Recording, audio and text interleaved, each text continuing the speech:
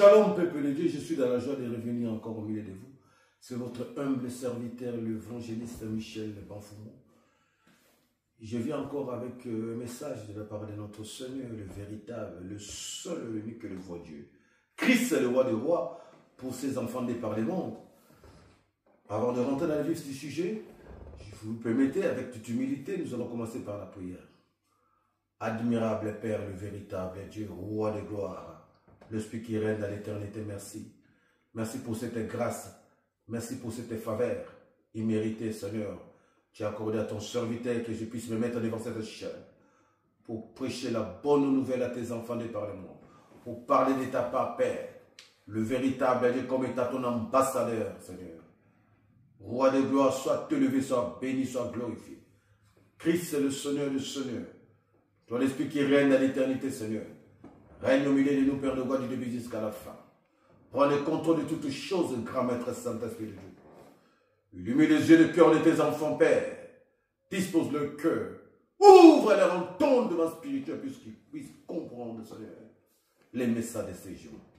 Déverse l'onction, Seigneur, d'enseignement à ton serviteur. Manifeste-toi, Père, du début jusqu'à la fin. Tout ce qui n'est pas de toi soit chassé dans ce lieu et qui se taise à jamais et pour toujours. Du début jusqu'à la fin de Sainte Main, que seul le règne du grand Maître Saint-Esprit de Dieu puisse demeurer dans ces lieux. Je suis prié au nom du Père, du Fils et du Saint-Esprit. De tous. Amen. Dans la Bible, nous aurons trois versets à lire. Nous allons lire, sans plus tarder, Genèse. Genèse chapitre 1er, verset 26. Après, nous allons lire Genèse chapitre 2, verset 15. Et pour finir, nous allons lire Jacques, chapitre 3, verset 3 à 7. Sans plus tarder, j'ai lu la parole du Seigneur dans Genèse, chapitre 1er, verset 26. Dieu dit, faisons l'homme à notre image, comme notre ressemblance, qui domine sur les poissons de la mer, les oiseaux du ciel, les bestiaux, toutes les bêtes sauvages et toutes les bestioles qui rampent sur la terre.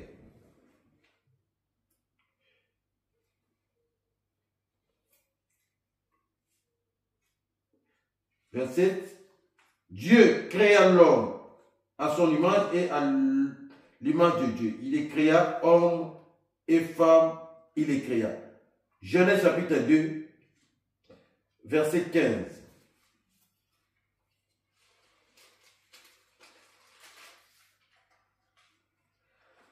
Éternel Dieu prit l'homme et l'établit dans les jardins d'Éden pour cultiver et les garder. Éternel Dieu prit l'homme et l'établit dans les jardins d'Éden pour les cultiver et les garder. Nous continuons. Jacques chapitre 3, versets 3 à 7.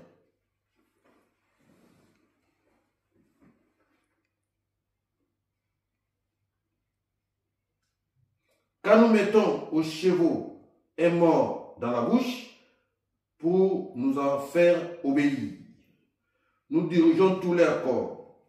Voyez encore les vaisseaux, si grands qu'ils soient, même poussés par les vents violents, ils sont dirigés par un tout petit gouvernail au gré du pilote. De même, la langue est un membre minuscule et elle peut se glorifier de grandes choses. Voyez quel petit feu embrase une immense forêt. La langue aussi un feu, un feu. C'est le monde du mal. Cette langue placée parmi nos membres. Elle suit tous les corps. Elle enflamme le cycle de la création, enflammée qu'elle est par la gêne. Bêtes sauvages et oiseaux, reptiles et animaux marins, tout genre sont domptés et ont été domptés par l'homme. Parole du Seigneur. Est-ce que nous pouvons acclamer la parole du roi des gloires?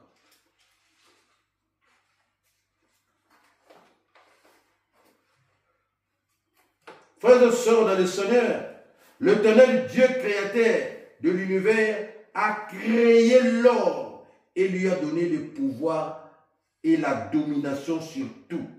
Nous sommes dans Genèse chapitre 1, premier verset 26, ce que nous venons de lire. L'Éternel Dieu n'a pas façonné l'homme pour que ce dernier puisse croiser ses bras.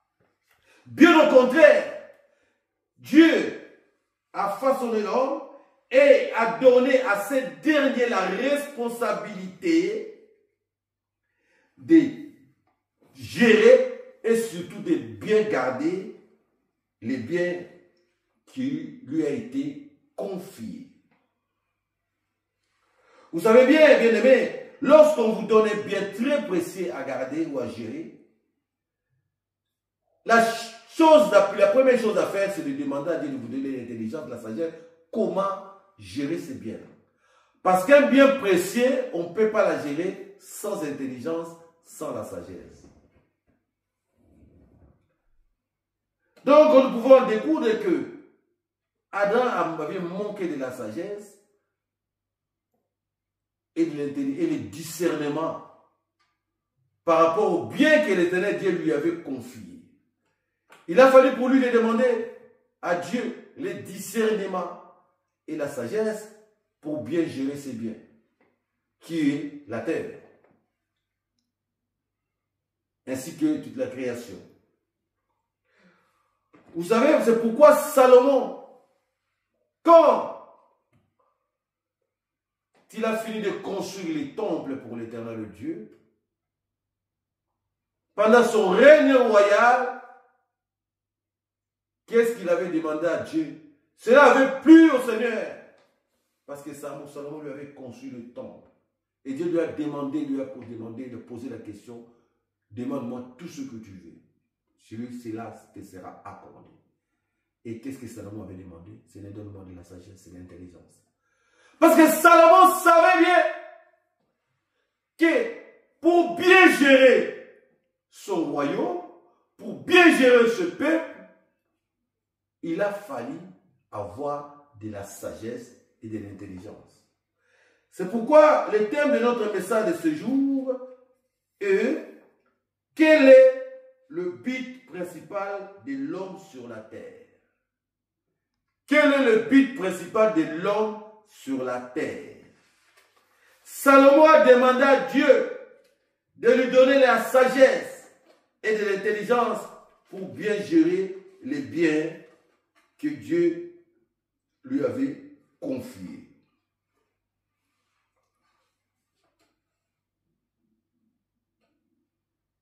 Pourquoi?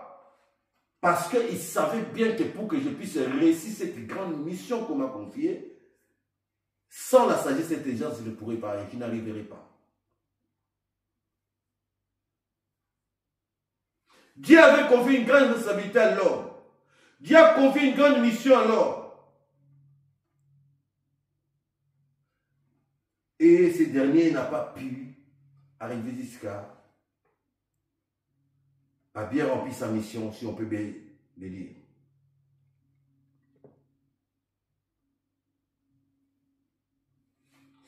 Cependant, mon frère, ma soeur, le but principal de l'homme sur la terre, ce n'est pas de danser, ce n'est pas de jouer, ce n'est pas de manger. Mais le but principal de l'homme sur la terre est de devenir un être spirituel au sein de la famille de Dieu. Tout en continuant à pousser et à mener toute la création dans l'adoration, dans la soumission et dans la fidélité totale à l'égard de notre seul Seigneur et Sauveur, à l'égard de l'Éternel Dieu créateur. Dieu a créé l'homme pour que ce dernier puisse devenir premièrement un être spirituel au sein de la famille de Dieu. Pour que ce dernier puisse le représenter tout en continuant à pousser, à mener tous les restes de la création dans l'adoration, dans la soumission et dans l'obéissance totale à l'égard de l'Éternel Dieu créateur.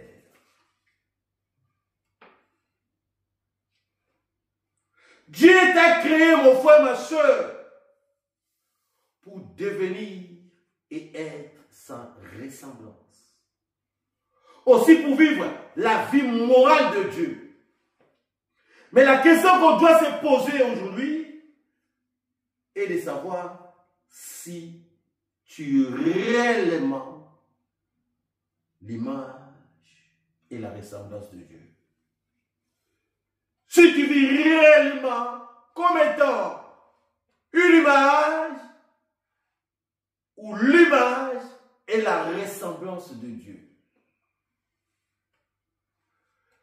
La question que je vous ai posée est de savoir, es-tu réellement l'image et la ressemblance de Dieu?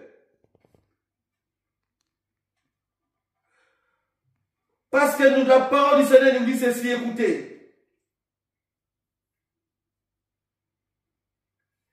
Nous sommes dans Psaume 8, nous dit ceci, chapitre 4 à 6. Qu'est-ce que l'homme pour se souvenir de lui? Les fils de l'homme pour que tu prennes garde à lui.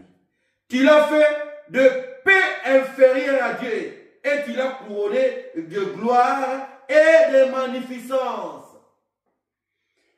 Regardez tout ce que Dieu a fait, a donné à l'homme après l'avoir façonné. Le pouvoir qu'il a donné à l'homme.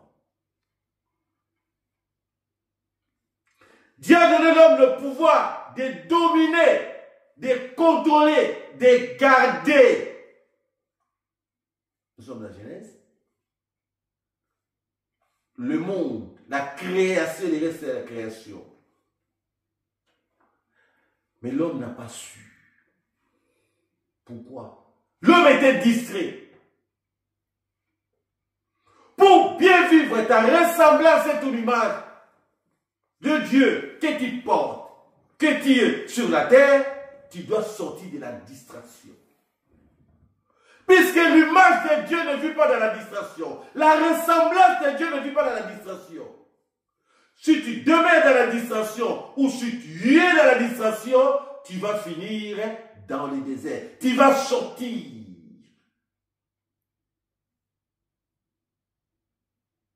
dans la maison ou de la famille royale. Parce qu'Ésaïe nous dit ceci. Cherchez l'Éternel pendant qu'il se trouve. Invoquez-le tandis qu'il est prêt. Que le méchant abandonne sa voie et l'homme d'iniquité ses pensées. Nous sommes dans Ésaïe, chapitre 6. Cherchez, bien-aimé, l'image de Dieu que tu es, la ressemblance de Dieu que tu es. Si tu l'es réellement, tu dois les manifester comment? Dans l'obéissance, dans la soumission, dans la fidélité. Es-tu réellement l'image et la ressemblance de Dieu? Si tel est le cas, c'est la question qui nous est posée ces jours. Mais pourquoi tu obéis à Satan le diable? Toi qui sais dit l'image et la ressemblance de Dieu, pourquoi tu continues à ressembler à Satan le diable? L'image et la ressemblance de Dieu que tu es. Autrefois, le Seigneur disait aux pharisiens, si Dieu était votre Père, vous allez m'aimer et vous m'obéirez. Mais vous ne m'obéissez pas, vous ne m'écoutez pas, parce que vous faites les œuvres de votre Père, le diable. Si tel est le cas, tu es l'image et la ressemblance de Dieu, pourquoi continue tout mon frère, ma soeur, à servir Satan le diable et à l'adorer? Oh, Nous devons adorer que notre seul Seigneur et Sauveur. Christ est le roi des rois, le Seigneur des seigneurs, le Fils unique du Très-Haut.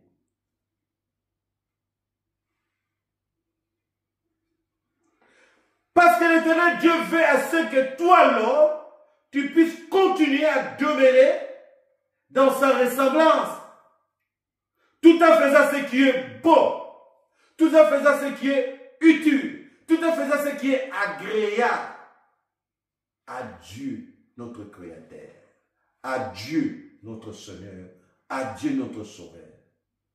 Mon frère, ma soeur, l'image de Dieu ne se limite pas seulement aux Écritures. Parce que Dieu a donné à l'homme l'autorité, la domination, le contrôle, le pouvoir de garder tous les biens qu'il a créés. Toute la création, sans exception. Dieu a donné à l'homme le pouvoir, l'autorité même sur les anges. C'est une loi divine. Une loi divine perpétuelle et éternelle. C'est une loi qui ne sera pas enlevée ni changée. Une loi divine, quand Dieu donne une loi, on ne peut pas la changer, ni la modifier. Parce que la parole éternelle est oui et amen. Dieu t'a créé son image, Dieu t'a créé sa ressemblance, t'a façonné et t'a donné le pouvoir de dominer sur tout. Pourquoi? Parce qu'il t'a donné sa ressemblance. Pourquoi? Parce que tu es son image. Pourquoi? Parce que tu es sa ressemblance. Mais regarde maintenant, c'est le contraire qui s'est produit aujourd'hui. L'image de Dieu est devenue esclave. La ressemblance de Dieu est devenue esclave du mal. L'image de Dieu est devenue esclave du mal. La ressemblance de Dieu est devenue esclave du mal. Au lieu de dominer, et non, au contraire, c'est le mal qui les domine. Au lieu de dominer le monde, mais c'est le monde qui les domine. Confusion totale. Toi qui es l'image de Dieu, toi qui es la ressemblance de Dieu, que Dieu a donné le pouvoir, l'autorité, et ce pouvoir-là, personne ne peut l'enlever. Aucune créature ne peut t'enlever l'autorité, le pouvoir que Dieu t'a doté, que Dieu t'a donné.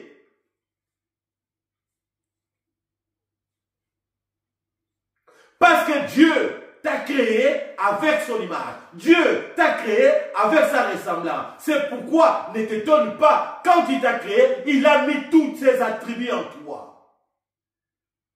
Nous venons de lire ici dans le livre de Psaume, Dieu te sépare de lui que de peu. Nous nous séparons de Dieu que de peu. Nous sommes le Dieu de peu inférieur à Dieu. Nous sommes le Dieu en minuscule. Mais un Dieu en minuscule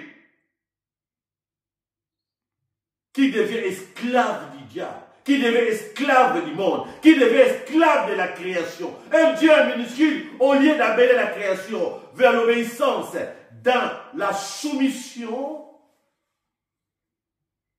mais le Dieu devient esclave. Le Dieu se laisse dominer. Le Dieu est dominé par le monde. Le Dieu est dominé par le mal. Le Dieu est dominé par la création. Au lieu de que lui puisse dominer, mais il est dominé par la création. Pourquoi? Parce que ce qui te manque, c'est l'obéissance. Pourquoi? Parce que tu n'es pas dans l'obéissance. C'est pourquoi les attributs divins qui sont à toi ne peuvent pas se manifester. Ne se manifestent pas. Mon frère, ma soeur, nous sommes de Dieu. Mon frère, ma soeur, nous sommes des vrais dieux. Nous qui sommes des dieux. C'est la création qui doit nous adorer. Mais nous ne devons pas adorer la création. Mais aujourd'hui, nous voyons. Le monde est devenu notre adorateur.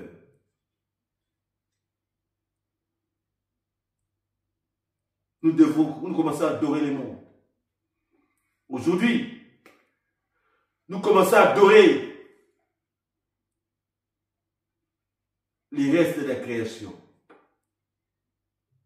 Aujourd'hui, nous commençons à adorer les plaisirs. L'homme commence à adorer les plaisirs de ce monde. L'homme commence à adorer les diables ainsi que ses acolytes des démons. L'homme aujourd'hui est capable de fléchir les genoux devant les diables pour avoir tout. Mais il oublie que toutes ces choses est dans ses pouvoirs. Toutes ces choses est en dessous de ses pieds. Qui est le maître de tout. Qu'est-ce qui fait cela? C'est parce que il n'y a pas l'obéissance sincère et totale. Qu'est-ce qui fait cela? C'est parce que il n'y a pas la soumission totale à l'égard de notre Seigneur. Qu'est-ce qui fait cela? Parce qu'il n'y a pas la fidélité. Oh, mon frère, ma soeur, si tu demeures dans la fidélité, si tu demeures dans l'obéissance, si tu demeures dans la soumission, automatiquement les restes de la création te seront soumis. La création va te soumettre à toi. Qu'il le veuille ou pas. Les démons vont se soumettre à toi. Qu'il le veuille ou pas. Satan, le diable va se soumettre à toi. Qu'il le veuille ou pas. Parce que tu es son créateur. Parce que tu es son Dieu. Parce que Dieu t'a façonné et a mis tous ses attributs divins en toi. Pourquoi tu ne continues pas à dominer, mon frère, ma soeur? Pourquoi tu ne continues pas à dominer? C'est parce qu'aujourd'hui, tu ne domines pas. Pourquoi tu ne continues pas à dominer sur la maladie? Pourquoi tu ne continues pas à dominer sur les problèmes? Pourquoi tu ne continues pas à dominer sur les difficultés? Pourquoi tu ne continues pas à dominer sur les problèmes? Parce que toi-même, tu n'obéis pas. Parce que ce qui te manque, c'est l'obéissance. Ce qui te manque, c'est la soumission. Et aussi la fidélité. Tu ne peux pas, mon frère et ma soeur, faire obéir quelqu'un si toi-même tu n'es pas obéissant. La création tout entière doit t'obéir si toi-même tu es obéissant. La création tout entière doit se soumettre à toi si toi-même tu es soumis. Es-tu réellement obéissant? Es-tu réellement soumis? As-tu la soumission en toi? La création tout entière doit te demeurer fidèle si toi-même tu es fidèle. Es-tu réellement fidèle à l'égard de ton Dieu? Es-tu réellement fidèle à l'égard de notre seul Dieu? Es-tu réellement fidèle à l'égard de notre seul Seigneur? Es-tu réellement fidèle à l'égard de notre seul Sauveur? Mon frère, ma soeur, si tu veux que la création puisse se soumettre à toi, si tu veux que la création puisse t'obéir, si tu veux que la création puisse fléchir les genoux devant toi, en t'adorant parce que tu es l'image et la ressemblance de Dieu, toi, tu dois commencer d'abord par adorer notre seul Créateur, notre seul Seigneur, notre seul Maître, notre seul Dieu. Et c'est par là que tu verras les restes de la création t'obéir. Dieu nous a créés pour dominer et non pour être dominés. Tu ne peux pas te laisser dominer parce que tu as été créé pour dominer. Tu as été façonné pour dominer. Toute la création sans exception.